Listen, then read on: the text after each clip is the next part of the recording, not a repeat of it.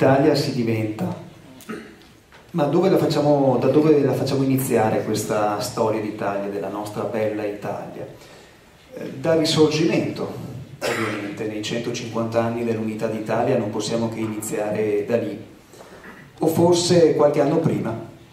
Possiamo farla iniziare nel biennio 1848-49, quando avviene la prima esperienza significativa, duratura, il biennio rivoluzionario che tocca tutta l'Italia, dalla pianura padana fino alla Sicilia. In realtà è proprio la Sicilia a iniziare. A Palermo nel gennaio del 1848 ci sono i primi moti, e poi su a Roma, a Firenze, a Venezia il 17 marzo del 1848 e poi a Milano con le 5 giornate di Milano. Ecco, parlare del 1848-49 significa però parlare del preambolo del nostro risorgimento nazionale. Certo c'erano stati i moti ancora prima, negli anni 20, nei primi anni 30, ma questa sera cercheremo di approfondire e di ricordare una pagina poco conosciuta del nostro risorgimento nazionale, che è quella dell'esperienza della Repubblica Romana. Repubblica Romana che è stata probabilmente l'esperienza più avanzata non solo dell'Italia, ma dell'Ottocento europeo per certi versi. Repubblica Romana significa appunto Repubblica nel 1849, significa una Costituzione, significa diritti e doveri dei cittadini. Per la prima volta, a partire proprio dal febbraio del 1849, alcuni cittadini rivendicano dei diritti e qualche mese dopo li vedono scritti in una Costituzione. Vediamola, questa Costituzione della Repubblica Romana. Dicevo, l'esempio, l'esperienza più avanzata di tutto il 1848-49 in Italia e non solo. Qualcuno potrebbe dire, ma perché non ci parli ad esempio della Repubblica Veneta, proclamata da Daniele Manin nel marzo del 1848? Perché quella esperienza, quella di Manin, non ha dato vita ad una Costituzione, a differenza invece della Repubblica Romana, proclamata dopo la fuga di Pio IX, il Papa che inizialmente era stato salutato come un Papa liberale e che poi invece era stato costretto ad abbandonare Roma, ancora nel novembre del 1848.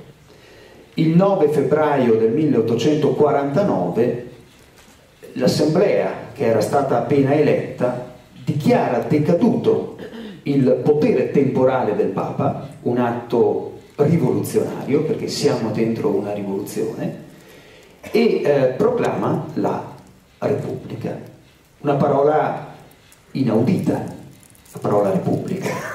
Era stata pronunciata ancora questa parola. Le repubbliche erano state proclamate anche alla fine del Settecento, ad esempio a Napoli con l'esperienza della Repubblica Partenopea, ma le repubbliche del 1848-49 sono diverse, e molto diversa è la Repubblica Romana, quella proclamata appunto il 9 febbraio del 1849. L'assemblea di 179 membri si chiama Assemblea Costituente perché ha il compito di scrivere una Costituzione che nelle premesse è molto molto diversa da tutte le Costituzioni precedenti. Potremmo definire il testo della Repubblica Romana come il testo assolutamente più avanzato di tutto l'Ottocento fino a quel momento.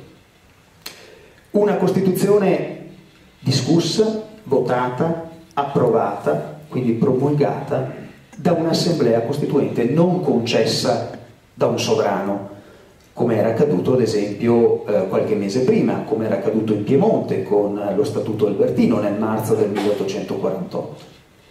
Una Costituzione di 69 articoli, preceduti da 8 principi fondamentali, e sono quelli che adesso vedremo. Primo articolo della Repubblica Romana, il primo principio fondamentale. La sovranità è per diritto eterno nel popolo.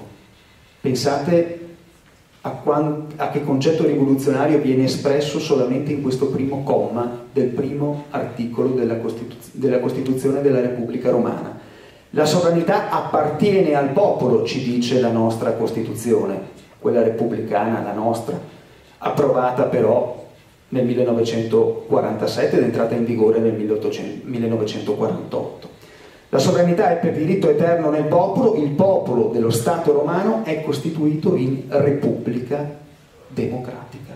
Quindi siamo all'interno di un contesto completamente nuovo, sconosciuto all'epoca.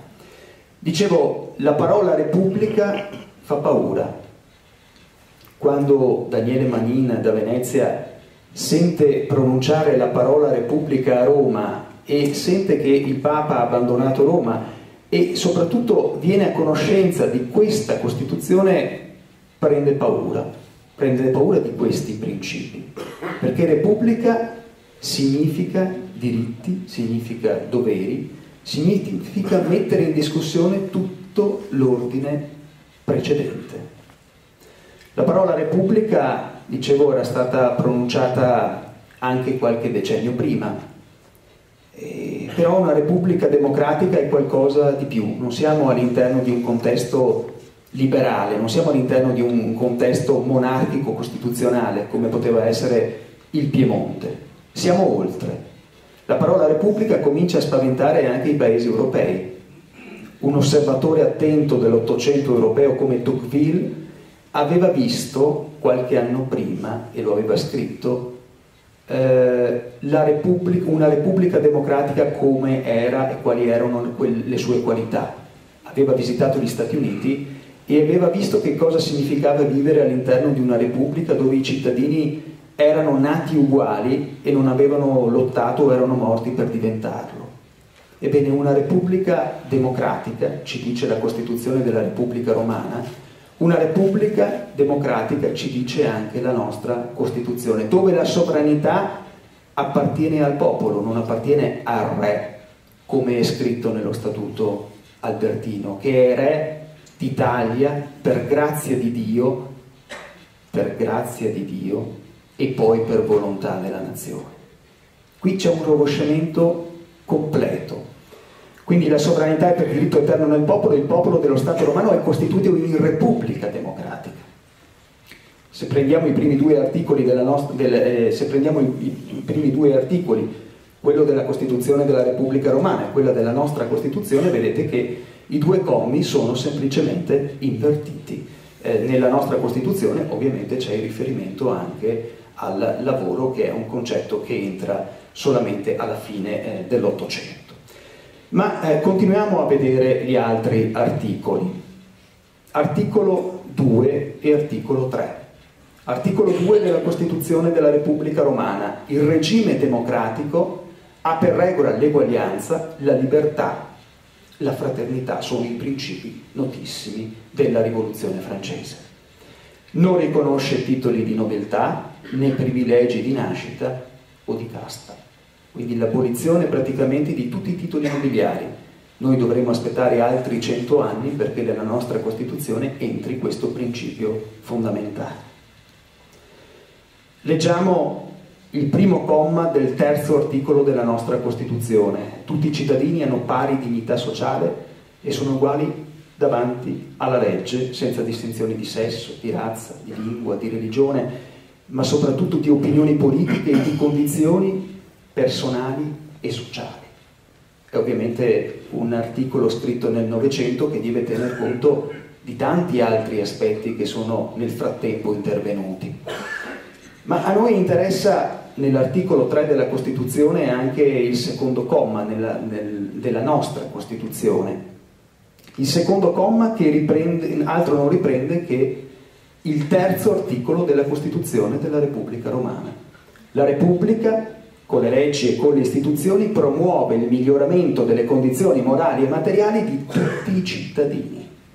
E questo è un articolo di straordinaria modernità, che viene ripreso nell'articolo 3 della nostra Costituzione. È compito della Repubblica rimuovere gli ostacoli di ordine economico e sociale che, limitando di fatto la libertà e l'uguaglianza dei cittadini, impediscono il pieno sviluppo della persona umana e l'effettiva partecipazione di tutti i lavoratori all'organizzazione politica, economica e sociale del Paese. Forse l'articolo più importante della nostra Costituzione, ma che sta dentro la Costituzione della Repubblica Romana di 100 anni prima. Pensate, queste cose scritte, votate 100 anni prima che entrassero in vigore per tutti.